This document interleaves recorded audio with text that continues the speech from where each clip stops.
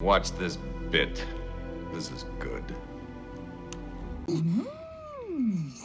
Hello and welcome to another video, and we've got another ZX Spectrum Next update for you. And yes, this was broadcast. This was put out on Christmas Eve. It's not quite Christmas Eve now. I'll either be putting this out when I'm just about to go out for a few small sherries, or when I'm recovering from quite a few. I haven't decided yet. Anyway, let's get on with it.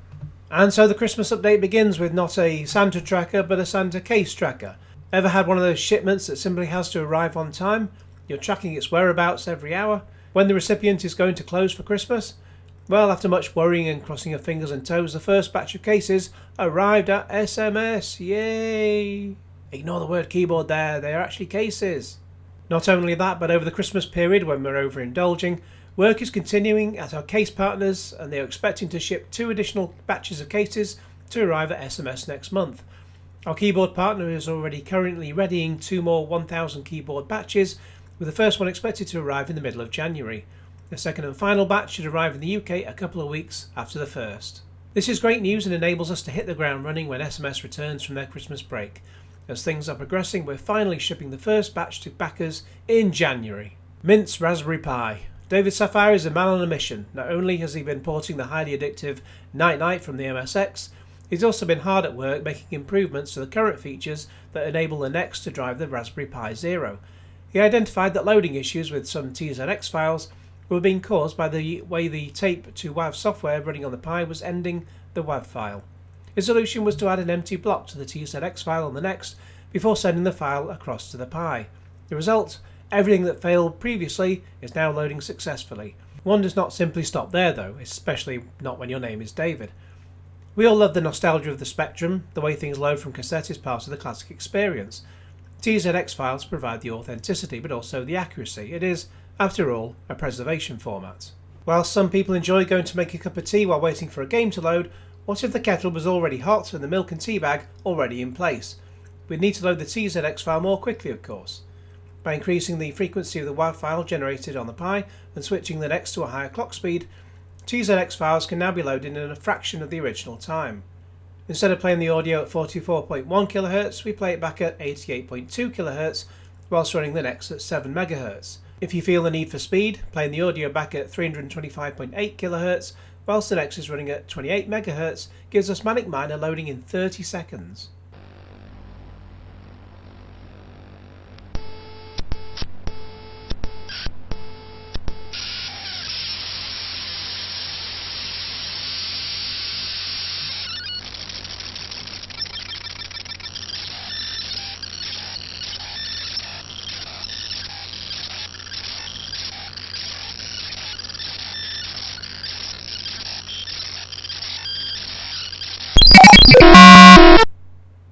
I just have to say the audio quality there is down to the original clip, not me.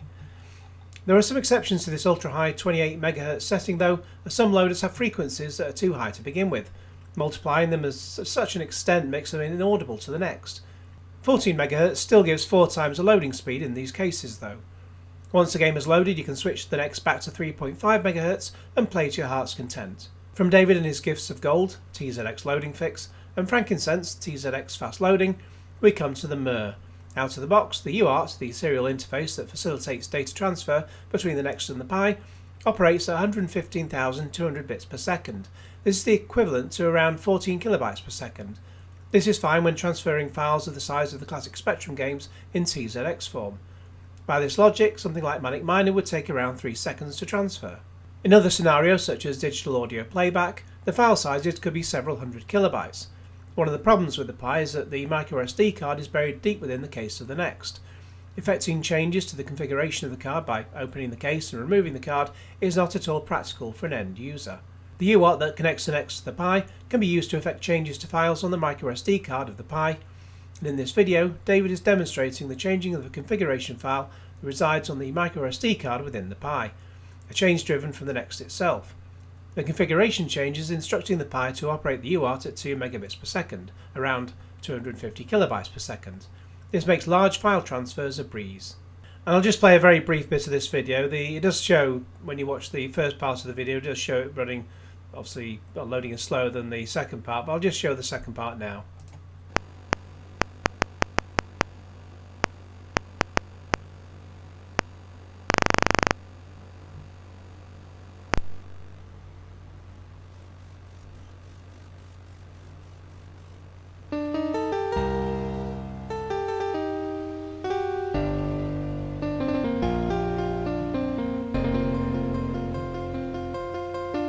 And finally from David, Pi Send on the Next can now check that the Pi is booted and responding prior to attempting the data transfer on it.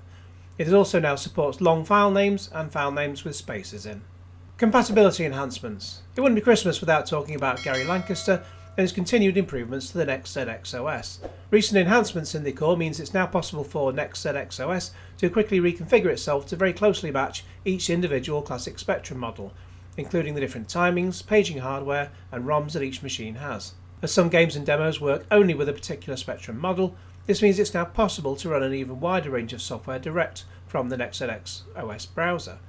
To this end, the Tap Loader program has been rewritten and enables you to choose whether to load your game as if it was running on either a 48K, 128 or +2 or +3 or +2A Spectrum. There are even options for loading games and demos as a 128K Spectrum in 48K basic mode, USR 0 mode, or using the Russian Pentagon timing. If you have the Pi Accelerator, you can now choose to load your TAP files using that to play back as audio to the Next, in the same way that TZX files are played. This is particularly useful for games with custom loaders, which otherwise cannot be loaded. For maximum compatibility with the majority of software, most of the Next's extra features such as the Spectrum and other audio devices, DMA and Timex graphics models, are turned off by default when loading a TAP or TZX file. However, if you are loading software that needs such a feature, then there is a new settings page in the TAP Loader that allow you to quickly enable it. Adventures of the Expansion Connector. Something we had neglected to highlight in the last few updates was Tim Gilbert's demonstrating an original ZX Interface 1, IF1, running on the Spectrum Next. Feast your eyes on Tim's excellent production values. It is truly great to see original peripherals working so effortlessly on the Next, using a real microdrive, a virtual microdrive, and some networking thrown in for good measure. This compatibility didn't just happen overnight. There was a large chunk of work from Alan Albright on the version 3 core, and additionally, the man who knows more about these interfaces than most people on the planet, perhaps the galaxy, Charlie Ingley. And I'll just play a very brief bit of the video because it's a long video, it just goes over 6 minutes long, so just a very brief bit for you. As always with these original videos, I will put links to each of them in the video description below.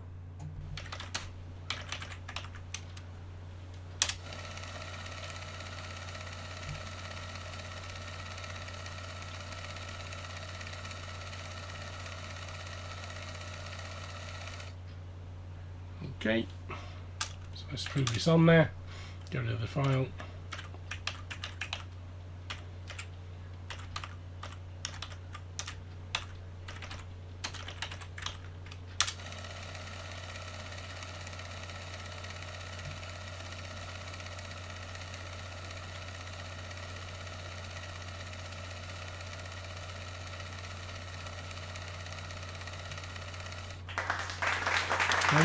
So you can finally save to microdrive. And in the final section we have some festive news and include some video clips, which I won't play them here. I've put these videos online myself as well, so I include links to those videos in the video description below. But festive news. Christmas time is a time for gifts and sharing.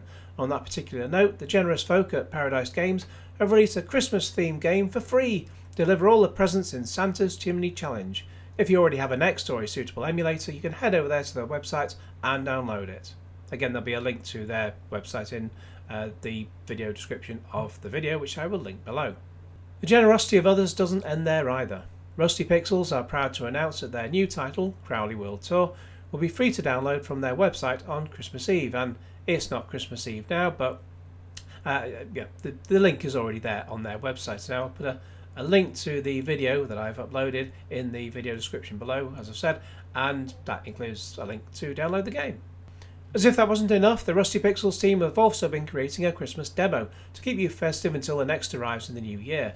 And the demo is already on the Rusty Pixels website, and I've uploaded that onto my YouTube channel, and I'll put a link to that as well in the video description below. 2020 is the year of the Next. Happy Christmas to you all from the whole team, and we'll see you on the other side. And there's quite a few comments below, most of them all fairly similar, just wishing the team a Merry Christmas. But I particularly like the one from CB. Ho, ho, ho. Perhaps he has a machine gun. In the meantime, I hope you've had a happy Christmas and you have also a great new year. And please like this video and share it with your friends and subscribe if you haven't already, and click on the little bell to get all the notifications. And cue Genesis.